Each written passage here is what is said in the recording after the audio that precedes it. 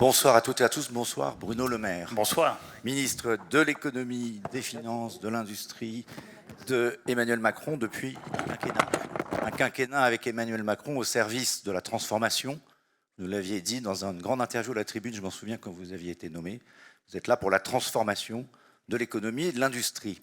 Et il est temps aujourd'hui peut-être de parler, et avec vous, en ce Transition Forum que la Tribune organise, de cette transformation, ou plutôt de l'accélération de cette transformation absolument extraordinaire que nous allons connaître. On en a parlé pendant toute la journée, et je crois qu'on a envie de vous entendre peut-être sur un registre différent. On vous voit beaucoup sur les plateaux de télévision, commenter les chiffres de croissance, ils sont bons, vont-ils le rester?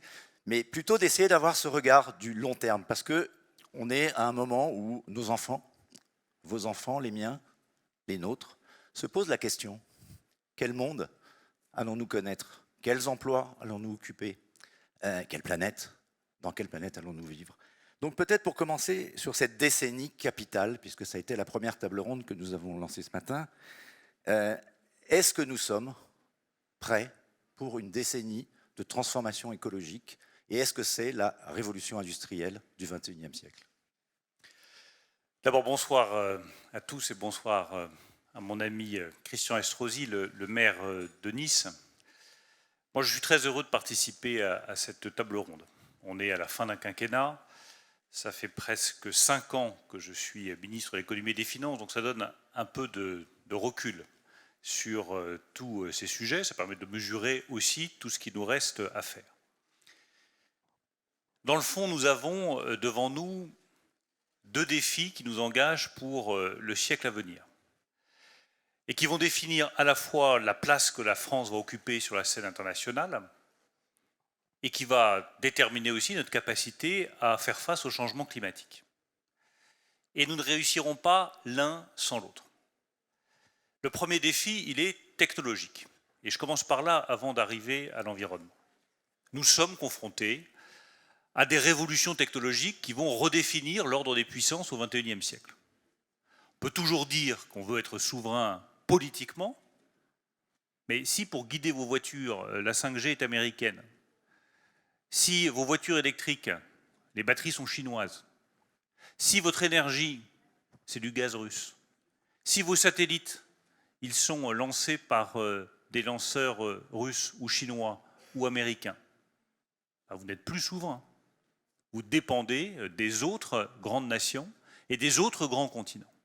Donc le premier défi pour la France et pour l'Europe, c'est de maîtriser un certain nombre de technologies nouvelles qui sont apparues, qui modifient radicalement notre vie quotidienne et qui vont faire le partage entre les nations souveraines et les nations dépendantes. Moi, je souhaite que la France reste une nation indépendante et souveraine, et donc elle investisse massivement dans l'intelligence artificielle, dans le calcul quantique, dans l'hydrogène, dans les batteries électriques, dans les semi-conducteurs. Vous voyez bien aujourd'hui que, faute de semi-conducteurs, les usines de Renault tournent à 50% en France. Donc ça, c'est le premier défi. Le deuxième, c'est l'accélération du défi climatique. On n'a pas fait assez, on a fait beaucoup. Nous n'avons pas fait suffisamment, tous, collectivement, en France, en Europe.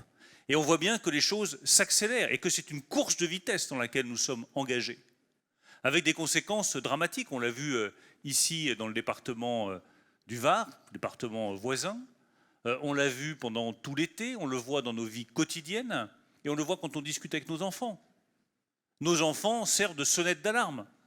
Moi, je vois les miens, ils me disent sans cesse, c'est très bien que tu t'occupes d'économie, de croissance, d'inflation, de taux d'intérêt, formidable, mais ça ne sert à rien, puisque de toute façon, on va tous mourir dans peu de temps à cause du réchauffement climatique. Donc on voit bien que nous sommes poussés par des générations derrière qui nous disent légitimement, mais ouvrez les yeux, prenez conscience, faites plus, allez plus vite. 55% de réduction des émissions de CO2 d'ici 2030, par rapport à 1990, c'est un défi qui va changer radicalement nos habitudes. D'abord, on va devoir être plus sobre, beaucoup plus sobre dans notre consommation, notre vie quotidienne. Ensuite, on va devoir changer nos façons de nous transporter. La voiture thermique dans les grandes villes, c'est fini, on le sait tous. Et la voiture thermique tout court, à échéance beaucoup plus rapprochée que tout ce qu'on pouvait imaginer, ça va être fini. Moi, je suis né à un moment où la voiture thermique, c'était un horizon indépassable. Eh bien si, cet horizon, il est dépassé. Dans 13 ans. 13 ans. 13 ans, donc ça va aller très vite. Pour nous déplacer, Paris-Bordeaux, chacun sait que j'ai des attaches au Pays Basque, bah, il était assez courant de prendre l'avion pour faire Paris à Bordeaux, bah, c'est fini. Et quand certains viennent me voir en me disant « ce serait bien que vous remettiez une navette aérienne entre Paris et Bordeaux », je dis bah « non, désolé, on ne la remettra pas, il y a un train à moins de 2h30, donc il est hors de question de remplacer le train par l'avion et de maintenir une navette entre Paris et Bordeaux, ce sera le train et pas l'avion. » Donc c'est deux révolutions considérables qu'il va falloir prendre à bras-le-corps. Avec des conséquences économiques tout aussi considérables et multiples, multiformes. Je voudrais qu'on s'arrête un instant là-dessus. Vous avez sans doute lu, j'en ai un peu parlé ce matin, un papier de Jean Pisani-Ferry, qui a dit, en fait, en gros, la politique macroéconomique du climat n'a pas été pensée. On pensait jusqu'à présent qu'on pouvait négliger les problématiques climatiques, on les a longtemps négligées, vous êtes en train de nous dire qu'on ne peut plus se le permettre, et c'est heureux de l'entendre, mais on est en train seulement de se rendre compte des conséquences multiples qu'elles vont pouvoir avoir. Il en cite deux, vous en avez parlé pour le secteur automobile, une destruction très rapide de capital existant qu'il va falloir remplacer. Pour l'industrie automobile, c'est un choc considérable, il parle de choc d'offres négatifs pour parler comme les économistes, mais ça veut dire derrière, et je voudrais avant de passer au second point, qui est la problématique des ménages et de la demande et du prix de l'énergie, ça veut dire derrière, pour cette industrie ou ces industries, l'aéronautique, point fort de la France, l'automobile, point fort de l'Europe, des transformations, peut-être beaucoup moins d'emplois. Qu'est-ce que vont devenir les gens? Ils ne vont pas trouver du boulot en traversant la rue dans cette transition écologique. Il va falloir les accompagner, les former. Alors face aux deux défis que je viens d'indiquer, le défi technologique et le défi climatique, il y a deux attitudes politiques possibles. La première, c'est d'avoir une attitude, comme on apprenait chez les bons pères, eschatologique. C'est-à-dire se projeter dans un horizon en disant tout ça est de toute façon insurmontable. Donc on va vers la fin des temps, tout va s'effondrer, ça va être une catastrophe. Et dans le fond, il n'y a plus qu'à se replier sur nous-mêmes et attendre que la catastrophe arrive. Et puis il y a une vision qui est la mienne, qui est une vision pragmatique, qui consiste à regarder très sereinement les problèmes qui vont se poser, d'en mesurer l'ampleur et d'y apporter des solutions. Pour moi, il y a trois types de problèmes qui vont se poser, qui sont absolument considérables et que nous avons tous ensemble à régler. Je ne prétends pas avoir la solution tout seul. Je dis simplement qu'en discutant avec les uns et les autres, on va peut-être trouver des bonnes solutions. Le premier problème qui va se poser, c'est un problème technologique. Il y a des barrières technologiques qu'il va falloir franchir. Le stockage de l'énergie renouvelable, c'est une barrière technologique très difficile à franchir. Il va falloir la franchir, sinon ça ne sert à rien. On n'aura jamais de continuité d'approvisionnement avec des énergies renouvelables.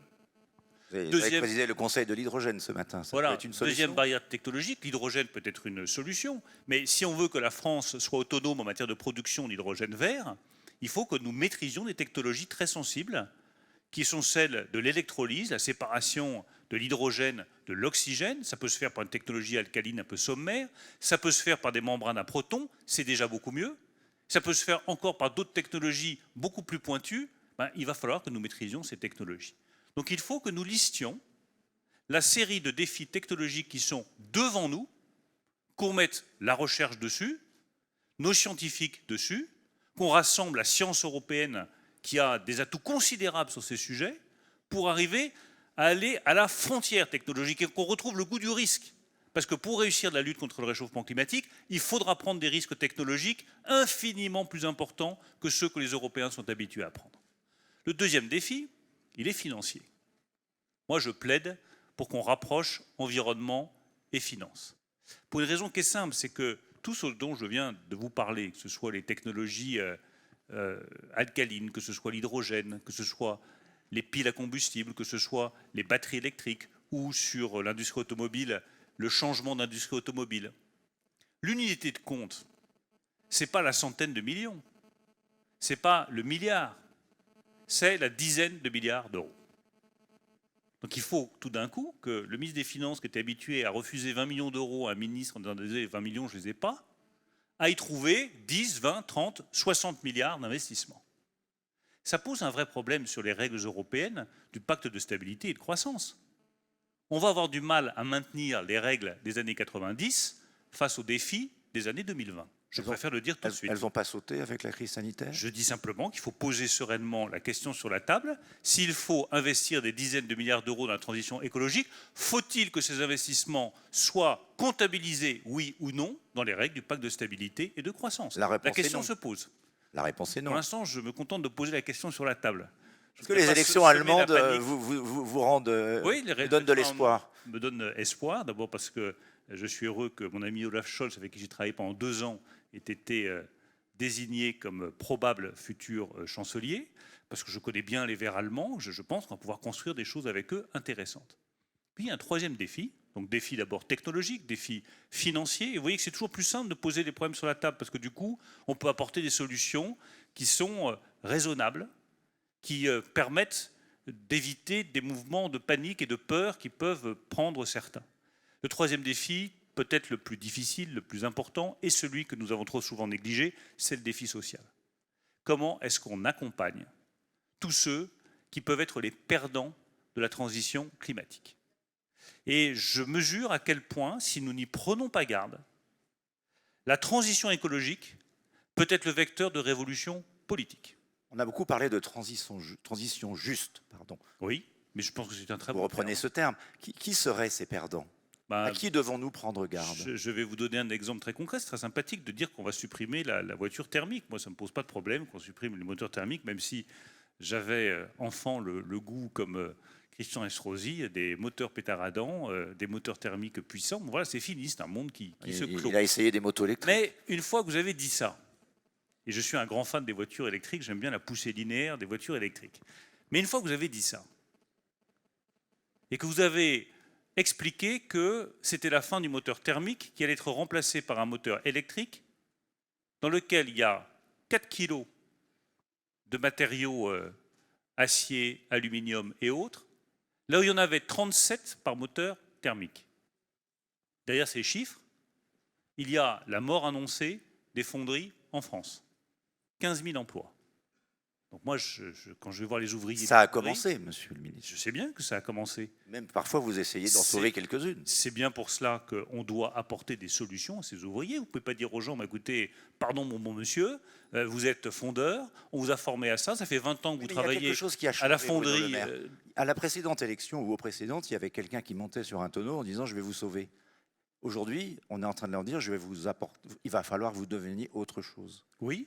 Qu'est-ce qu'ils vont devenir? Qu'est-ce que vous leur donnez comme perspective? Quand vous dites transition juste, c'est exactement cela. C'est comment est-ce que vous allez voir les ouvriers de la fonderie du Poitou, par exemple, pour leur dire, mais on va essayer de vous trouver des solutions. D'abord, les moteurs thermiques, il y a encore un certain nombre de commandes, au moins pour quelques années, donc ça n'est pas fini du jour au lendemain. Ensuite, on va peut-être vous faire rebasculer sur de l'aéronautique ou sur d'autres usages de l'acier et de l'aluminium et de la fonte. Ça peut être sur des outils industriels, ça peut être une fois encore dans l'aéronautique, ça peut être dans d'autres secteurs, qu'on accompagne chacun et qu'il n'y ait pas de perdant. Vous ne pouvez pas dire à un ouvrier qui depuis 20 ans travaille dans une fonderie, désolé, il n'y a plus de moteur thermique, donc il n'y a plus d'emploi pour toi. Donc ce serait révoltant. Dans votre plan d'investissement, il y a beaucoup d'argent sur la formation. Oui, il y aura de l'argent sur la formation professionnelle et sur la qualification. Et reconnaissons-le, c'est un des domaines sur lesquels la France peut faire mieux. On peut faire mieux en matière de formation, de qualification, d'accompagnement des salariés, de transition douce et juste. Il n'y a pas de place pour la brutalité dans nos sociétés. Si vous allez expliquer à quelqu'un que la transition va être brutale, qu'il va s'en prendre plein la figure et qu'il va perdre son emploi, il va se révolter et il aura raison. Donc il faut l'accompagner, le soutenir, lui proposer une qualification, une formation, regarder dans les moindres détails ce que ça veut dire en termes de déplacement, en termes de géographie, en termes de sites industriels. Là, on essaye par exemple de relocaliser un site industriel avec Jean Castex à côté de Saint-Claude dans le Jura, parce qu'il y a une fonderie qui a fermé, qu'il y a 300 emplois qui ont disparu, et qu'on se dit qu'il peut y avoir une entreprise pharmaceutique qui s'installe juste à proximité, que ça recréera des emplois et qu'il y a des possibilités de réemployer les anciens salariés de la fonderie dans cette usine. C'est ce genre de projet sur lesquels il faut travailler. Alors, dans le plan de relance, il y a des mesures sur la formation. On attend un plan France 2030, mais il n'est pas encore annoncé. Peut-être est-il trop tôt pour vous interroger dessus. J'aurais néanmoins une question sur, finalement, cette problématique très particulière de la transition écologique et énergétique. c'est que, je disais, on a trop tardé. Il y a beaucoup de gens parmi les jeunes qui aujourd'hui manifestent à juste titre en disant on a trop tardé. Aujourd'hui, je crois qu'on peut croire à la sincérité, à votre sincérité, à celle de tous ceux, y compris dans les entreprises que nous voyons, qui disent il faut bouger. Mais la particularité du moment qu'on traverse, c'est que on ne peut plus tarder. Plus on tarde, plus ça sera douloureux, difficile. Est-ce que vous partagez ce sentiment qu'il y aura forcément des résistances? Vous venez d'en citer quelques-unes. Des tentations. Il y aura des politiques qui iront faire des promesses en disant on va essayer de vous sauver. Et en même temps, il faut dire la vérité aux gens. Comment on peut dire la vérité aujourd'hui aux gens en 2022 en France à l'approche d'une élection présidentielle sur ces questions-là? D'abord, moi, je comprends le sentiment d'urgence qui habite les générations qui viennent et qui, moi-même, aujourd'hui, guide mon action. Et je ne vais pas vous dire que j'ai été un écolo de la première heure, ce n'est pas vrai.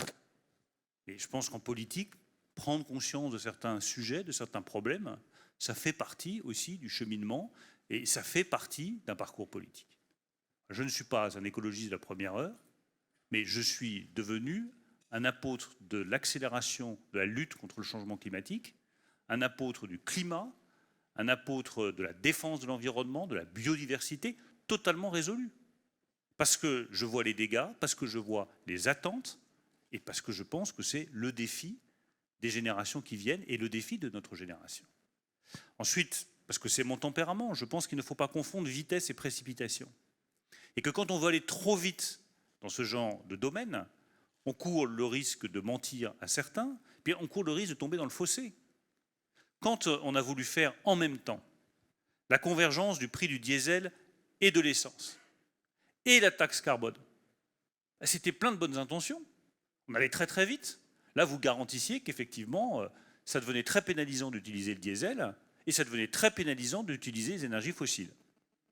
On a eu les gilets jaunes. C'est donc qu'on s'y est mal pris. Et donc, il faut bien comprendre que si on veut aller vite, il faut systématiquement accompagner. Accompagner les salariés et accompagner les ménages. Et si on veut accompagner, ça coûte très cher. Et on revient à mon problème financier. Moi, je fais une proposition très concrète. C'est que, par souci de visibilité et de transparence, l'intégralité des taxes portant sur les énergies fossiles et sur les émissions de CO2 soit fléchée vers la transition écologique. C'est ce que demandait Nicolas Hulot. Hein. L'affectation des taxes. Ce qui est, pour un ministre des Finances, pour tous ceux qui ne sont pas des spécialistes du sujet, le tabou ultime. Mais c'est ce que demandait Nicolas Hulot, Bruno Le Maire. Jamais les taxes. Vous demandez ce que demandait Nicolas Hulot. En politique, si vous n'évoluez pas, si vous n'êtes pas capable de prendre conscience d'un certain nombre de sujets, il vaut mieux que vous changiez de métier tout de suite. Il vaut mieux être un écolo de la deuxième heure, c'est très bien. Donc soyons, si vous le souhaitez, le Nicolas Hulot de la deuxième heure. Moi, je considère que par souci de transparence et de justice, il sera nécessaire, dans les années qui viennent, de dire que tout produit de taxe portant sur le CO2 ou sur les énergies fossiles devra revenir à l'euro près à la transition écologique. Alors c'est une information importante quand même, je pense qu'on peut... Un ministre des Finances qui dit ça. Je suis très embêté pour vous, cher Bruno Le Maire, parce qu'il y a quelques semaines, vous nous avez annoncé la fin du quoi qu'il en coûte. Le quoi qu'il en coûte de la crise sanitaire, évidemment. Fort heureusement, on porte moins le masque, les gens sont vaccinés, donc on peut espérer, enfin, sont de plus en plus vaccinés, pas tous, faites-vous vacciner, j'en profite. Donc on peut espérer que ce quoi qu'il en coûte là soit derrière nous, mais il nous a quand même apporté 20% de dette. Et là, vous êtes en train de nous parler d'un quoi qu'il en coûte climatique qui peut nous apporter, je ne sais pas combien de dettes. Comment il faut le prendre? Est-ce que c'est une dette face à une dette climatique ou est-ce que c'est plutôt un investissement? Vous l'avez un peu abordé sur le pacte de stabilité. Et, puisque notre thème c'est la souveraineté, une chance pour la France de repenser, de replanifier, on entend beaucoup ce mot, pas que chez Jean-Luc Mélenchon, de replanifier l'industrie, la réindustrialisation du pays autour de ces enjeux-là. Je vais continuer dans le caractère iconoclaste, que je suis très frappé de voir à quel point dans le débat politique français, on recycle les mêmes vieilles idées, alors qu'on a besoin, je pense, d'être un peu iconoclaste, et dans des temps où il y a de telles révolutions devant nous, d'être capable de casser un peu de vaisselle. J'entends certains qui me disent « vous avez dépensé trop d'argent pendant la crise ». Qu'est-ce qui coûte le plus cher? 11% de taux de chômage et 100 000 faillites, ou avoir dépensé 170 milliards d'euros pour protéger nos salariés, protéger nos compétences, protéger nos entreprises? Eh bien moi je pense que ça coûte moins cher de dépenser de l'argent pour protéger les salariés et protéger les entreprises que de laisser faire la crise et ses dégâts. Là, quoi qu'il en coûte, n'était pas une dépense, c'était un investissement.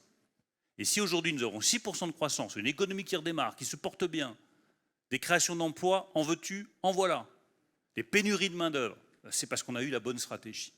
Je le dis d'ailleurs à tous ceux qui, dans notre ancienne famille politique, cher Christian, nous critiquent, et qui, face à la crise financière de 2008, ont fait des choix radicalement différents. Ils n'ont pas protégé, ils ont creusé la dette, ils ont accumulé les déficits, ils ont augmenté les impôts, impôts sur le revenu et TVA, et au bout du compte, en 2012, c'était quoi le résultat? 26% de dette en plus, 11% de taux de chômage, zéro de croissance. Eh bien moi je préfère dire aux Français, j'ai dépensé votre argent, mais il y a 6% de croissance, on sera sous les 8% de taux de chômage d'ici le début de l'année 2022, et l'économie française se porte bien. Même chose pour le climat. Quand on me dit, vous avez dépensé plein d'argent, qu'est-ce qui coûte le plus cher? Des maisons qui flambent, des centaines d'hectares qui brûlent, la destruction de nos paysages, des populations qui sont obligées de fuir parce qu'elles sont menacées par la submersion marine, ou l'investissement dans la lutte contre le réchauffement climatique. Moi, je considère que la dépense contre le réchauffement climatique et pour le climat, ça n'est pas une dépense, c'est un investissement. Est-ce que la transition écologique bien menée peut nous ramener vers le plein emploi? La réponse est oui. Je vais vous donner des exemples très concrets. Je vais là aussi être très franc avec vous. Y aura-t-il plus ou moins d'emplois dans l'industrie automobile demain? Moins. Et même si nous nous battons avec le président de la République, et si nous avons des succès, pour recréer une nouvelle industrie automobile décarbonée en France, et on va y arriver, et on est en train d'y arriver. On va ouvrir une usine de batteries électriques à Douvrin, dans le Nord, plus de 1000 emplois. On va ouvrir des usines qui vont faire de l'électronique de puissance. Donc on va recréer une industrie automobile d'un bout à l'autre de la chaîne, semi-conducteurs compris. Mais est-ce qu'on aura autant d'emplois qu'avec l'industrie automobile du temps du thermique? La réponse est non. Et je ne veux pas faire croire le contraire aux Français parce que ce serait un mensonge. En revanche, nous allons ouvrir de nouvelles filières industrielles qui vont compenser ces pertes d'emplois. Exemple, l'hydrogène, je reviens là-dessus. Nous avons un champion mondial, Air Liquide. Nous allons créer des usines d'électrolyse.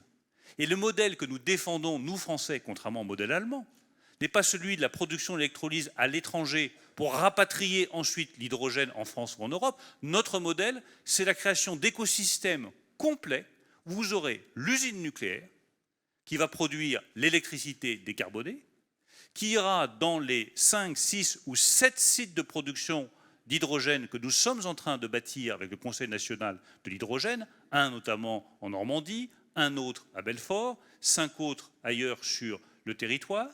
Ces sites de production d'hydrogène vert, car à partir d'électricité décarbonée, seront à proximité des sites industriels et serviront deux usages, la décarbonation de l'industrie, acier et ciment, et la production d'hydrogène, soit pour des flottes de véhicules, soit pour des avions, soit pour des trains. Ça représente, à terme, des dizaines de milliers d'emplois. Donc les emplois que vous allez perdre sur l'industrie automobile thermique, remplacée par une industrie automobile électrique qui emploie moins de personnes, vous pouvez les récupérer par la création d'emplois sur des nouvelles filières vertes, dont l'hydrogène. Alors, est-ce qu'il n'y a pas un risque néanmoins, on parle souvent du déclin de la France, technologiquement, même de l'Europe, les GAFA, les moyens d'un Elon Musk, par exemple, pour ne citer que lui. Est-ce qu'il n'y a pas quand même, vous avez tenu un discours enthousiaste et on a envie d'être volontariste avec vous pour nos enfants, mais des difficultés quand même sur ce chemin encore devant nous pour être compétitifs, pour mettre vraiment ces technologies à l'échelle, parce que là on parle d'initiatives qui ne sont pas du tout à l'échelle, et qu'est-ce qui permettrait à l'Europe de devenir un leader? L'Europe, c'est seulement 7% des émissions de gaz à effet de serre. Ce n'est pas elle qui va résoudre le problème de la planète. En revanche, elle peut apporter les réponses technologiques. Je pourrais parler du vaccin tout à l'heure. Pratiquement tous les vaccins qui marchent, en tout cas, sont d'origine européenne. Alors moi j'ai la conviction, ce n'est pas de l'optimisme béat, c'est du réalisme et du volontariste, que l'Europe, Sandro l'a très bien dit tout à l'heure, si elle est capable d'investir massivement dans les nouvelles technologies, sera l'une des 3 grandes puissances technologiques du XXIe siècle. Il y aura la Chine, il y aura les États-Unis et il y aura le continent européen, full stop. Et dans le continent européen, l'Allemagne, pas l'Angleterre. L'Allemagne et la France, je souhaite bien du plaisir à la Grande-Bretagne dans le splendide isolement dans lequel elle s'est lancée, qui à mon avis ne l'amènera que dans une impasse. C'est leur choix, je respecte la souveraineté britannique, mais je pense qu'au XXIe siècle, regrouper les forces est plus efficace que les diviser. Et quand vous faites face à une Chine qui se replie sur elle-même et qui investit massivement dans des nouvelles technologies, il y a des Américains qui sont autant déterminés à gagner la course technologique avec la Chine, vous avez sacrément intérêt à faire pacte commun et à investir ensemble. L'hydrogène, on met 7 milliards, l'Allemagne en met 9, 16 milliards. Les batteries électriques, nous n'aurions jamais créé d'usine de batteries électriques en France, jamais, si le projet de l'Alliance des batteries n'était pas un projet franco-allemand avec des industriels français et des industriels allemands, tout simplement. Vous l'avez dit tout à l'heure, parce qu'il faut qu'il y ait la masse critique. Ce n'est pas 10 000 batteries qu'il faut créer, ce n'est pas 100 000 batteries qu'il faut créer, c'est 1 million de batteries. Sinon, vous n'êtes pas à la taille critique, vous n'êtes pas rentable, vous n'êtes pas compétitif. Donc il faut que les constructeurs allemands, les constructeurs français, les constructeurs italiens se mettent ensemble, réalisent ces batteries électriques, et puis ne cessent d'investir, parce qu'aujourd'hui, on fait du ion lithium liquide, c'est-à-dire quelque chose qui n'est pas encore super performant, mais demain, les premiers à faire du ion lithium solide, il faut que ce soit l'Europe. Sur l'hydrogène, même chose, il faut que nous maîtrisions cette technologie mieux que les autres. Sur les semi-conducteurs, la bataille qui est engagée est une bataille féroce. Aujourd'hui, vous avez Taïwan, la Corée du Sud et Intel aux États-Unis, plus ST Micro et les Allemands qui sont capables de faire des semi-conducteurs. Sans semi-conducteurs, pas de voiture, pas de batterie, pas de frein ABS, pas de satellite, pas de lanceur, pas d'industrie, rien. On est en train de réaliser que ces semi-conducteurs sont clés. Qui aura accès le premier à des semi-conducteurs de taille de 2 à 5 nanomètres? Mais la bataille est engagée. Et là, l'investissement, quand vous voyez M. Pat Gelsinger, patron d'Intel, la note pour faire une usine de batterie capable de faire du 2 nanomètres, 60 milliards d'euros. Croyez-vous qu'il y a un seul État européen, un seul, Allemagne comprise, qui peut mettre 60 milliards d'euros sur la table sur un investissement technologique? Aucun. Juste une dernière remarque, et qui rejoint aussi ce que disait Sandro tout à l'heure, qui était très juste. Pour y arriver, il faut que l'Europe retrouve le goût du risque, et que la France retrouve le goût du risque. Nos investissements ne seront pas toujours gagnants. Il y a des trucs qui vont marcher, et des trucs qui ne vont pas marcher. Et il faut qu'on accepte l'échec. Il faut que nous acceptions que certains investissements seront à perte. C'est l'histoire que raconte souvent Stéphane Bancel, le patron de Moderna, mais qui est tellement juste. Quand il a cherché des investisseurs en Europe, il a toujours eu le même pitch. Il leur a dit, je vous préviens, c'est zéro ou l'infini. Il faut que vous mettiez minimum 1 milliard d'euros sur la table d'investissement de votre poche, mais moi, je ne vous garantis pas le succès. Ça peut être zéro, l'ARN messager, ça peut aussi être l'infini. Il n'a pas trouvé d'investisseurs en Europe, il investit aux États-Unis, ça a été l'infini. J'aurais préféré que l'infini soit européen plutôt qu'il soit américain. Un sujet qui divise les Européens, mais qui est important pour la France, que vous portez, c'est le nucléaire. Dans cette transition écologique, la question de savoir quelles énergies on va utiliser, quels signaux on va envoyer aux gens.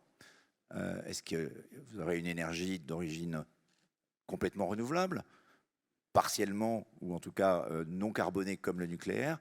Dans ces choix-là, l'Europe n'est pas au clair. La France veut-elle, peut-elle encore défendre à long terme sa stratégie dans le nucléaire? Qu'en pensez-vous? Il y a un débat sur la taxonomie qui n'est pas gagné, à moins que vous ayez quelques informations à nous donner. Je pense qu'il faut que nous sortions de l'hypocrisie et de l'ambiguïté sur le nucléaire. L'hypocrisie, c'est celle de beaucoup d'États européens qui nous disent jamais le nucléaire. Et quand il y a une pointe de consommation en hiver et qu'on a besoin d'électricité, qui vont toquer à notre porte en disant « Dites-moi, vous n'auriez pas un peu d'électricité à nous fournir, même si elle est nucléaire ?» et on ne le dira à personne. Je ne vais pas donner de nom, mais j'ai reçu récemment une grande entreprise industrielle du Nord, d'un pays qui ne cesse de taper sur l'énergie nucléaire, une demande de cette sorte-là. Donc arrêtons avec l'hypocrisie et ayons le courage de dire à nos compatriotes et à nos concitoyens européens qu'aujourd'hui, sans le nucléaire, on ne boucle pas la consommation énergétique en Europe. Qu'on sorte aussi des ambiguïtés. Je pense que depuis des années et des années, nous en sommes tous responsables, j'en prends ma part de responsabilité, on a trop laissé traîner l'ambiguïté sur oui ou non, est-ce qu'on pense que le nucléaire a un avenir en France? Moyennant quoi, les jeunes se sont détournés complètement de la filière nucléaire. Moyennant quoi, on a du mal à trouver un soudeur nucléaire, un chaudronnier nucléaire, ça a été dit très bien tout à l'heure. Si nous voulons rebâtir une filière nucléaire compétitive, attractive pour les jeunes, attractive pour les métiers, capable d'exporter ces technologies à l'étranger, il faut que nous disions haut et fort ce que je vous dis ce soir, je crois dans l'énergie nucléaire. Je pense qu'elle est indispensable à l'indépendance énergétique du pays. Je pense que ce n'est pas la seule solution et la solution universelle, mais qu'elle est aujourd'hui un élément clé de notre mix énergétique. Et j'ajoute un tout dernier argument. Vous ne pouvez pas dire qu'on va multiplier les usages électriques et dans le même temps vous priver d'une électricité décarbonée, c'est-à-dire d'une électricité nucléaire. EDF est sur le point de racheter les turbines d'Alstom nucléaires, la partie nucléaire des turbines d'Alstom, qui avait été vendue aux Américains de GE il y a quelques années, sous un précédent quinquennat. C'était une erreur et elle est en train d'être corrigée. On est en train d'essayer de recréer une filière nucléaire autour d'EDF pour créer le... On avait parlé à un moment donné du champion français, mais peut-être mondial aussi, du nucléaire. Ça veut dire que... en soutenant cette opération, l'État dit clairement que nous soutenons la filière nucléaire en France. On ne soutiendrait pas le rachat par EDF des turbines Arabelle de GE si nous ne croyions pas dans l'énergie nucléaire. Deuxième signe que nous y croyons, l'Université des métiers du nucléaire que nous avons créée il y a quelques semaines avec le Conseil national de l'énergie nucléaire. Avec l'argent du plan de relance. Avec l'argent du plan de relance. Troisième signe, l'argent que nous avons mis dans le plan de relance, 1,5 milliard d'euros, pour travailler sur de nouveaux réacteurs nucléaires, notamment des SMR, des réacteurs de petite et de moyenne puissance. Je pense qu'on peut aller encore plus loin dans l'affirmation de notre détermination à développer le nucléaire et à préserver nos capacités nucléaires, mais le choix qui a été fait par le président de la République, il l'a dit très clairement lorsqu'il s'est déplacé au Creusot il y a quelques mois, c'est oui, nous croyons dans l'énergie nucléaire. Bruno Le Maire, on n'est pas très nombreux, on est entre nous, vous pouvez nous donner un petit scoop quand même. France 2030, c'est combien de milliards et quel type d'affichage? On a souvent reproché à ces grands plans d'investissement. Alors je rappelle ce que c'est pour ceux qui ne savent pas. France 2030, c'est le grand plan qui va succéder au plan de relance et qui va mettre le paquet notamment sur l'investissement de long terme, les investissements dits de rupture. Vous voyez, je fais votre boulot à votre place, mais juste pour avoir... Là où je n'ai pas l'info, c'est combien de milliards? Est-ce que c'est assez? Et comment on flèche? On a souvent dispersé les milliards en France. On a eu tendance à vouloir courir, à avoir plusieurs œufs dans le même panier, mais est-ce que vous êtes plutôt de ceux qui pensaient qu'il faut mieux concentrer le tir sur quelques industries, quelques technologies? Alors, comme je ne vais pas répondre à la première question sur le montant global, je vais répondre à la seconde. Oui, je pense. C'est 30 milliards. Hein. Il faut éviter le saupoudrage. C'est évident que lorsqu'on annonce un plan d'investissement de quelques dizaines de milliards d'euros, ben, comme par hasard, votre téléphone chauffe. Et là, vous avez des centaines de projets d'investissement qui vous arrivent sur la table, tous plus séduisants les uns que les autres. Mais le principe de ce plan d'investissement, c'est de permettre à la France d'ouvrir de nouvelles filières industrielles dans de nouvelles technologies. C'est de s'approcher de la frontière technologique. C'est d'accepter d'investir dans des domaines qui ne donneront pas forcément demain des résultats. Donc c'est une approche radicalement différente que celle à laquelle on est habitué, et elle suppose effectivement de concentrer nos moyens sur un certain nombre de filières qui répondent à 3 critères. 1, avoir des industriels qui sont prêts à développer ce sur quoi nous allons investir, avoir un marché, parce que s'il n'y a pas de marché, ça n'a pas grand intérêt, et avoir une technologie, de préférence une technologie de rupture, associée. Ça vous amène aux biotechnologies, à l'hydrogène, au calcul quantique, aux semi-conducteurs, tous ces éléments sur lesquels il faut rassembler nos forces. Et j'insiste sur ce que vous avez dit, parce que je crois que c'est extrêmement juste. On ne peut pas disperser les moyens parce que les tickets d'investissement sont trop élevés.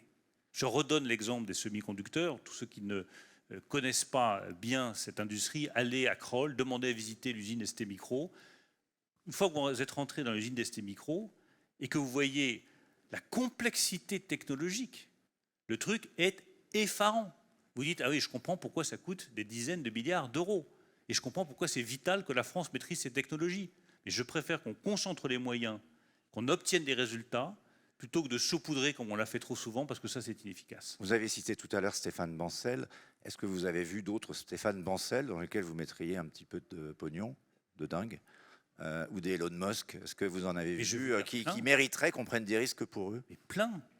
Enfin, moi, ce qui me donne une confiance inouïe dans l'avenir français, c'est que je vois des gamins de 20, 22, 25 ans, pardon d'employer ce terme-là, qui font des choses absolument prodigieuses dans tous les domaines. Enfin, le domaine d'excellence de la France, c'est son intelligence, son imagination, sa créativité intellectuelle. Le problème, c'est qu'on n'a pas plugué toutes ces start-up sur des grandes industries. On a séparé les deux. Et si on est tout à fait honnête, les grandes industries, très souvent, n'ont aucun intérêt à se faire disrupter. Donc on a dit les start-up, mettez-vous de côté, surtout ne participez pas, mais pluguons-les sur l'industrie.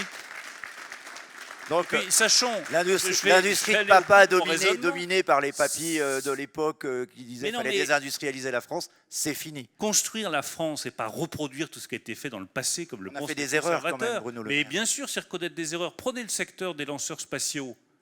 Enfin, je n'aurais pas la cruauté, je ne l'ai jamais fait, de ressortir la note, puisque j'ai désormais la responsabilité du spatial.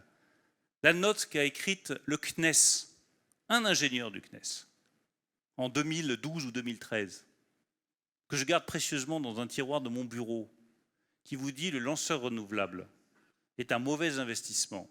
Ça ne marchera jamais. Il ne faut surtout pas que la France investisse dans le lanceur renouvelable. Moyennant quoi, on a eu Falcon X, on a eu Falcon 9, on a eu SpaceX, on a eu le lanceur renouvelable, et on cherche désespérément maintenant à rattraper notre retard, et on va le rattraper sur les lanceurs. Mais on a commis une erreur, c'est de penser que les plus grosses industries, les plus grosses entreprises, les plus grosses institutions publiques étaient les seules à savoir ce qu'il fallait pour le pays. C'est faux. Écoutons les disrupteurs, écoutons les intelligences nouvelles, écoutons les start-up, écoutons les chercheurs, écoutons les scientifiques, écoutons tous ceux qui pensent différemment, parce que c'est souvent eux qui ont raison. Ma dernière question, bravo, on est d'accord avec vous. Ma toute dernière question, je vais citer un journal concurrent, mais en anglais, que j'aime beaucoup, The Economist, qui a titré, vous vous en souvenez, il y a un an, je crois, on va connaître les nouvelles années folles, les années 20, des années Roaring Twenties, avec une croissance extraordinaire, parce qu'on est finalement à l'aube de changements et de ruptures qui peuvent faire peur, effectivement, vous en avez parlé, mais qui en même temps qui peuvent tout changer. Est-ce que, moi je vous ai bien entendu, et ce que je perçois comme observateur journaliste du monde dans lequel on rentre, c'est que tout va changer. Et tout va changer peut-être, effectivement, dans le sens d'une croissance qui pourrait dépasser. On avait perdu la croissance, on est en train de la retrouver. On va faire 6% cette année, 4% l'an prochain. Est-ce que vous pensez que ça peut durer? Est-ce qu'on peut trouver cette période, ces années folles, finalement, des années d'après la Première Guerre mondiale, qui ont été des années de croissance économique et technologique? Bon, ça s'est mal terminé, mais ça, c'est une autre histoire. Bah justement, la dernière fois, ça ne s'est pas très bien terminé. Donc je pense que ce serait une erreur de se dire que notre horizon indépassable, c'est d'avoir toujours plus de croissance sans réfléchir à quoi. Peut-être pas décroissant quand même. Absolument pas. Je pense que la décroissance, c'est l'appauvrissement généralisé des Français, et c'est donc, au bout du compte, le carburant pour des révolutions politiques. Mais nous devons être vigilants aussi à ce que cette croissance serve à notre conception de l'humanité, serve aux relations que nous avons les uns entre les autres, est une utilité sociale. Et de ce point de vue-là, effectivement, oui, je suis très optimiste. Parce qu'à tous ceux qui regrettent le passé, je leur dirais que le jour où ils seront touchés par un cancer, nous le sommes tous, dans notre famille, chez nos proches, un frère, une sœur, un parent, un ami proche, et qu'on sera débarrassé des traitements invasifs, et qu'on aura un traitement individualisé par ARN messager pour les cancers les plus invasifs, on se dira c'est mieux aujourd'hui qu'hier. Le jour où on aura des systèmes de guidage dans nos voitures qui nous éviteront 3000 morts par an sur les routes, on se dira c'est mieux aujourd'hui qu'hier. Le jour où on aura des systèmes de chauffage, d'isolation, qui nous permettront d'avoir plus chaud l'hiver et moins chaud l'été, en consommant moins d'énergie, on se dira c'est mieux aujourd'hui qu'hier. Donc moi je crois profondément que si nous mettons toutes ces révolutions technologiques au service de la lutte contre le réchauffement climatique et au service de l'amélioration de la condition humaine, parce que c'est la seule chose qui doit guider la science, l'amélioration de la condition humaine, la condition de chaque être humain, en France, en Europe et ailleurs. Et bien là, le XXIe siècle sera l'antithèse du XXe siècle. Le XXe siècle a été un siècle de barbarie, où les Roaring Twenties ont conduit à la pire des calamités politiques et au pire des massacres politiques que l'humanité ait jamais connus. Tirons-en la leçon pour mettre la croissance au service d'un projet humain. Merci beaucoup Bruno Le Maire Merci d'être à tous. venu. Restez avec moi, restez avec moi. Merci d'être venu. Bravo.